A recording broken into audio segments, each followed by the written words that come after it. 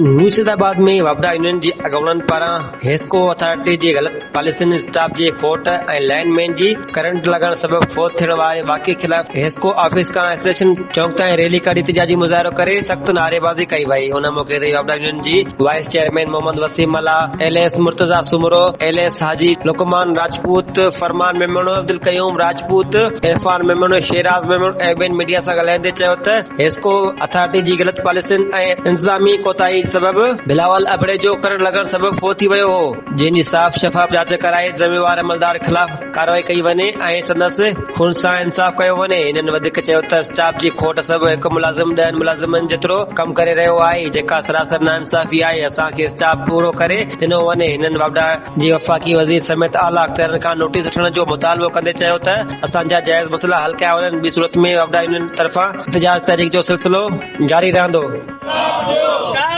जवाब ॾियो, खून जो इंसाफ ॾियो, बिलाल भाई जे खून जो इंसाफ ॾियो, बिलावल भाई जे खून जो इंसाफ ॾियो।